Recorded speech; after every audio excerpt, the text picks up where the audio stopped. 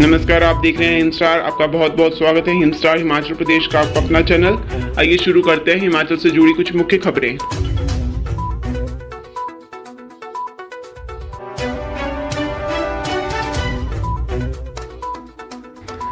अब द्रंग में कर्मियों को नहीं मिले पोस्टल बैलेट पेपर, एसडीएम से उठाया मामला।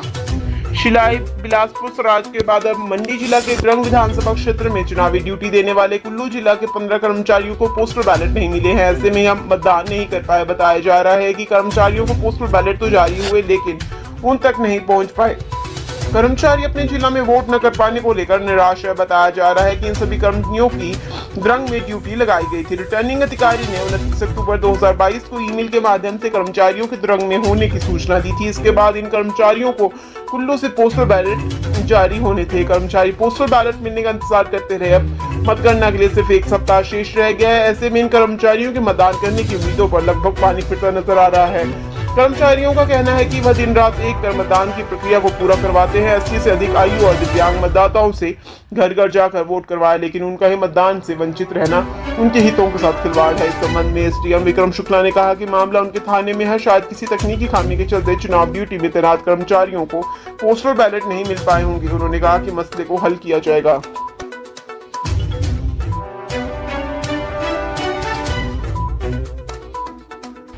हिमाचल प्रदेश विधानसभा चुनाव के लिए हुए मतदान की मतगणना के लिए शुक्रवार से कर्मचारियों को प्रशिक्षण दिया जा रहा है। राज्य निर्वाचन विभाग ने प्रशिक्षण देने के लिए 2, 3 और 7 दिसंबर की तिथि निर्धारित की है। 7 दिसंबर को मतगणना में लगे सभी कर्मचारियों को प्रशिक्षण दिया जाएगा, लेकिन 2 और 3 दिसंबर में से एक दिन जिलों में कर्मचारियों को प्रशिक्षण दिया जाना है। यह जिला निर्वाचन अधिकारी तय करेंगे। मतगणना को लेकर राज्य निर्वाचन विभाग ने तैयारियां पूरी कर ली है। केंद्रीय पुलिस बल और हिमाचल पुलिस की कड़ी सुरक्षा के बीच मतगणना होगी। निर्वाचन विभाग की ओर से हर मतगणना टेबल पर 50 कर्मचारियों की ड्यूटी लगाई गई है। इसके अलावा हर मतगणना केंद्र में 8 से 10 केंद्रीय पुलिस बल, हिमाचल पुलिस और होमगार्ड के जवान तैनात रहेंगे। मतगणना केंद्र में एजेंटों के बैठने की सुविधा की गई है, लेकिन इससे पहले इन्हें राज्य निर्वाचन विभाग की ओर से पास लेना होगा। दूर-दराज मतदान केंद्रों के लिए 7 दिसंबर से कर्मचारी रवाना होंगे। 8 दिसंबर सुबह 7 बजे कर्मचारियों को मतगणना केंद्रों में पहुंचना होगा। ठीक 8 बजे मतों की गणना शुरू हो जाएगी। शहरों में जिला निर्वाचन अधिकारियों की ओर से मीडिया सेंटर बनाए जाएंगे। मीडिया सेंटर के बाहर स्क्रीन लगेगी, जिसमें प्रत्याशियों की जीत और हार, वोटों का मार्जिन दिखाया जाएगा।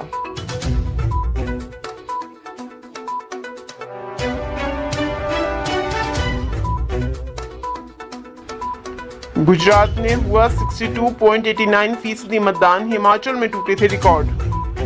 गुजरात विधानसभा चुनाव के पहले चरण में बृहस्पतिवार को शांतिपूर्ण ढंग से हुए मतदान में 62.89% मतदाताओं ने अपने मताधिकार का इस्तेमाल किया। पिछली बार हुए 67.23% के मुकाबले इस बार लगभग 4.4% मतदान कम दर्ज किया गया। हालांकि मतदान के आंकड़ों में फेरबदल होने की संभावना है। इसके साथ ही 19 जिलों की 89 सीटों के लिए मैदान में उतरे 788 प्रत्याशियों की किस्मत ईवीएम में कैद हो चुकी है। वहीं हिमाचल प्रदेश के मतदाताओं ने इस बार अब तक हुए विधानसभा चुनाव के सभी मतदान के रिकॉर्ड इस बार तोड़ दिए। 12 नवंबर को हुए मतदान में रिकॉर्ड 75.6% वोट पड़े। इसमें 1% सर्विस वोटर भी शामिल हैं। हालांकि अभी सर्विस वोटर और जुड़ने हैं। इसके बाद मतदान का आंकड़ा 76% तक पहुंच सकता है। इससे पहले 2017 के विधानसभा चुनाव में सबसे ज्यादा 75.57% वोट पड़े थे। राज्य के मुख्य चुनाव अधिकारी मनीष गर्ग ने दूरदराज के मतदान टीमों के पहुंचने के बाद रविवार को यह डाटा जारी किया।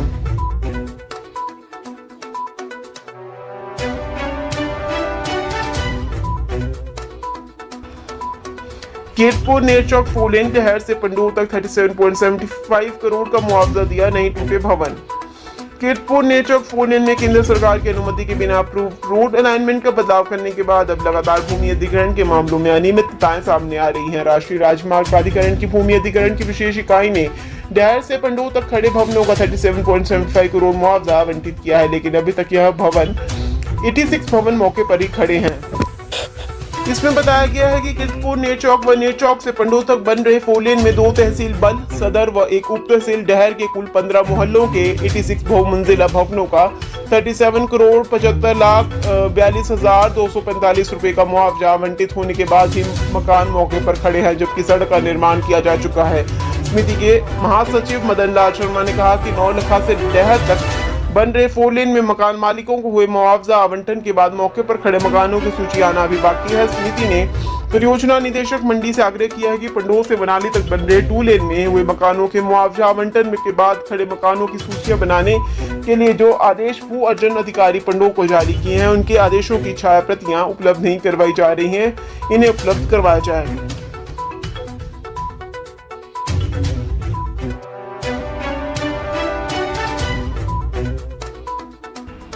शिमला सहित 9 शहरों में जल्द शुरू होगा डिजिटल रुपए।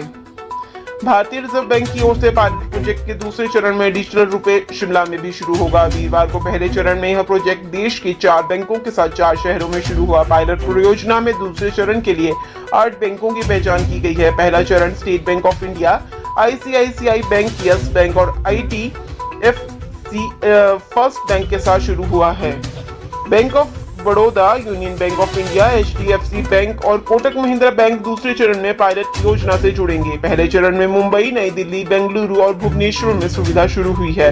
दूसरे चरण में शिमला के साथ अहमदाबाद, गंगटोक, गुवाहाटी, हैदराबाद, इंदौर, कोच्चि, लखनऊ और पटना शामिल होंगे।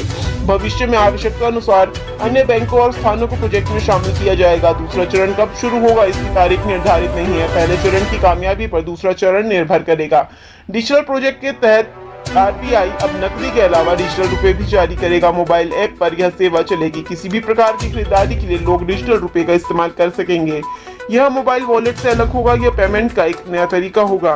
बैंक से डिजिटल रुपए खरीदने के बाद लोग इसके जरिए भुगतान कर सकेंगे।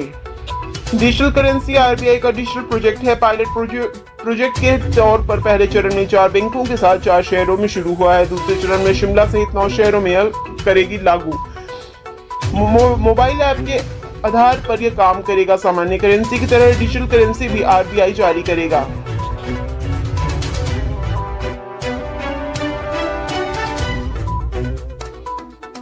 बिलासपुर NH के बीच टीन का शेड रखकर बेचने लगा अंडे ब्रेड, बोला मेरी है जमीन।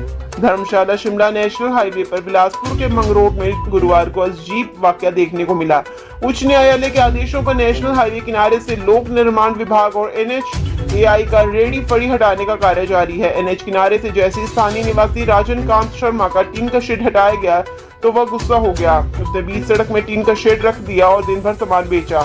उसने कहा कि जिस जगह उसे टीन का शेड रखा है वह जमीन मेरी है। दावा किया कि कागजों में राष्ट्रीय राजमार्ग नहीं कहीं और से है। इसकी जानकारी लोक निर्माण विभाग और जिला प्रशासन को भी है। वीरवार को शेड पूरा दिन NH पर रहा और वाहन चालकों को परेशानी का सामना करना पड़ा। जहां शेड रखा है वहां से पूरा एक दिन वाहन एक तरफा ही चले। रेडी मालिक राजन कांत शर्मा का कहना है कि इसी रेडी से उसके परिवार की रोजी रोटी चलती है, लेकिन विभाग ने इसे NH से हटा दिया। हैरानी का विषय यह है कि लोक निर्माण विभाग ने इस मामले से पल्ला झाड़ लिया है। विभाग के अधिशासी अभियंता राजेंद्र जुबलानी ने बताया कि यह क्षेत्र राष्ट्रीय राजमार्ग प्राधिकरण के अधीन है। कहा कि इस पर लोनी भी कोई कार्रवाई नहीं कर सकता है। लेकिन दूसरी तरफ NHAI के परियोजना निदेशक विक्रम मीणा ने बताया कि 2 माह पहले ही भगेड़ से ब्रह्मपुखर तक इस मार्ग को लोक निर्माण विभाग को सौंप दिया गया है। अब इसका सारा जिम्मा लोक निर्माण विभाग का ही है। ऐसे में अब यह तय करना मुश्किल हो गया है कि इस रोड का जिम्मा आखिर है किसका। वहीं शेड के मालिक ने साफ किया है कि उसके पास जमीन से संबंधित सारा रिकॉर्ड है और वो अपनी जमीन में ही रेडी रखेगा।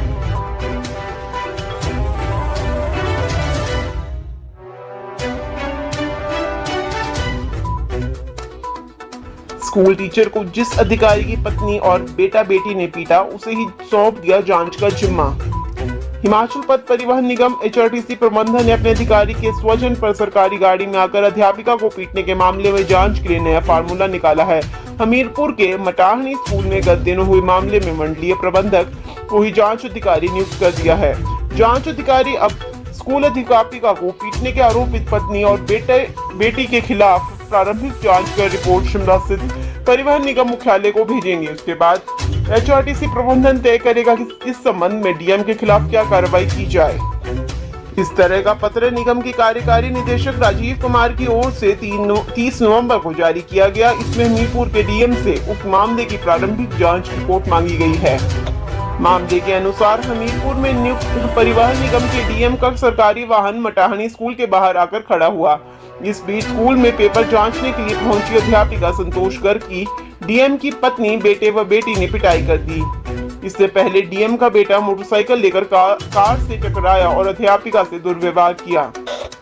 एचआरटीसी ने कार्यकारी निदेशक राजीव कुमार से कहा कि इस मामले में डीएम से प्रारंभिक जांच रिपोर्ट मांगी है। उसके बाद तय किया जाएगा कि इसकी स्वतंत्र जांच करवानी है या फिर संबंधित अधिकारी को निलंबित किया जाए। जांच के लिए बहुसदस्यीय कमेटी बनाई जा सकती है।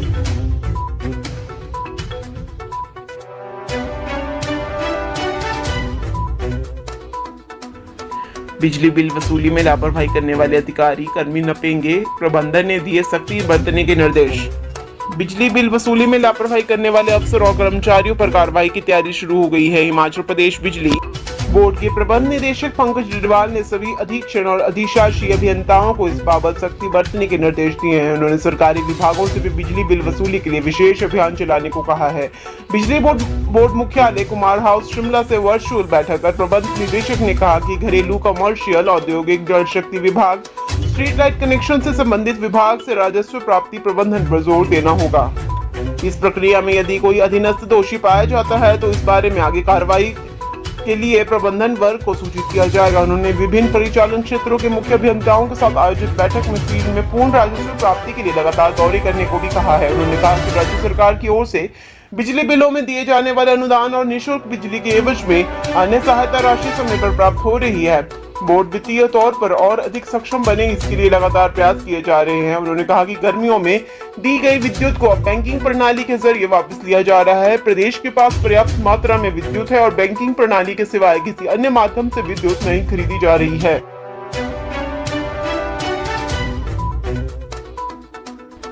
हिमाचल प्रदेश की राजधानी शिमला की हवा सांस लेने के लिहाज से प्रदेश के अन्य शहरों से बेहतर है। प्रदेश में वायु गुणवत्ता में शिमला का सूचकांक मनाली और धर्मशाला से अच्छा है। अगर वायु गुणवत्ता की बात करें तो राज्य में शिमला, धर्मशाला, मनाली, सुंदरनगर और परमाणु की स्थिति अच्छी है। वहीं ऊना, डमटाल, पांवटा साहिब, कालाअंब, बरोटीवाला और नालागढ़ को संतोषजनक श्रेणी में रखा गया है, यानी इनकी स्थिति पहले वाली श्रेणी से कुछ खराब है, जबकि बद्दी मध्यम है, यानी बद्दी की वायु गुणवत्ता की स्थिति इन तमाम क्षेत्रों से खराब है। एयर क्वालिटी इंडेक्स में शिमला का सबसे अच्छा 18, सुंदरनगर का 43, परमाणु का 45, मनाली 47 और धर्मशाला का 49 है। संतोषजनक वायु गुणवत्ता क्षेत्रों में यह डमटाल में 55, नालागढ़ में 70, ऊना में 72, कालाअंब में 77 और बरोटीवाला में 96 है। बद्दी में यह मध्यम यानी 163 है। दिल्ली का इंडेक्स 306 है। हिमाचल प्रदेश के तमाम क्षेत्र देश भर के अन्य शहरों के बजाय एयर क्वालिटी इंडेक्स में अच्छे हैं।